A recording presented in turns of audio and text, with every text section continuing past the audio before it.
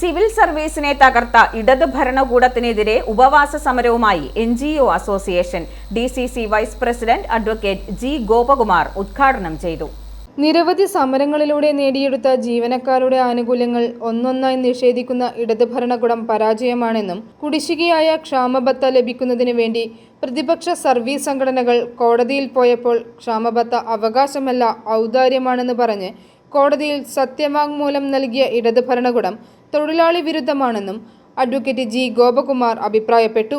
അപ്പോൾ സാമ്പത്തികമായി തകർന്ന ഒരു ഗവൺമെന്റ്, അഴിമതിയുടെ മുഖമുദ്രയാക്കിയ ഒരു ഗവൺമെന്റ്, എങ്ങനെയും കേരളത്തിലെ അധികാരം പിടിച്ചു നിർത്താൻ ആവശ്യമായ വർഗീയപരമായ നിലപാടുകളുമായി ബന്ധപ്പെട്ടുകൊണ്ട് മുന്നോട്ട് പോകുന്ന ഒരു ഗവൺമെന്റ്.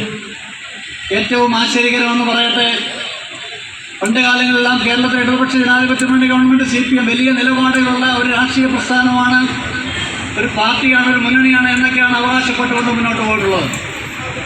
എന്തിനേറെ പറയണം, കേരളത്തെ വർഗീയമായി ചിത്രീകരിച്ചുകൊണ്ട്, കേരളത്തിലെ ജനങ്ങളെ വർഗീയമായി ഭിന്നിച്ചുകൊണ്ട് മുന്നോട്ട് പോകുന്ന വർഗീയ ശക്തികൾക്കെതിരായി മതഭ്രാന്തന്മാർ ഇളക്കിവിടുന്ന ഇത്തരം കൽപ്പനകൾക്കെതിരായി ഒരു വാക്ക് പോലും ഉരിയാടാതെ മുന്നോട്ട് പോകുന്ന കേരളത്തിലെ ഒരു മുഖ്യമന്ത്രി. നിരവധി ഉദാഹരണങ്ങൾ ഞാൻ സൂചിപ്പിക്കുന്നില്ല.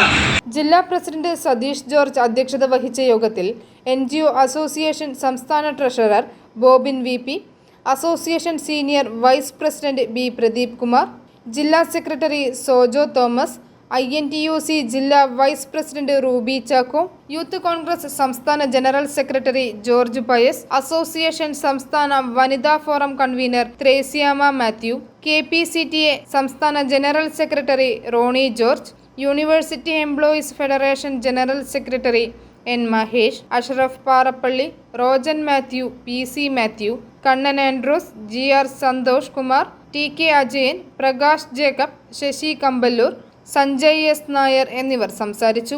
i4 news, Ettumanoor.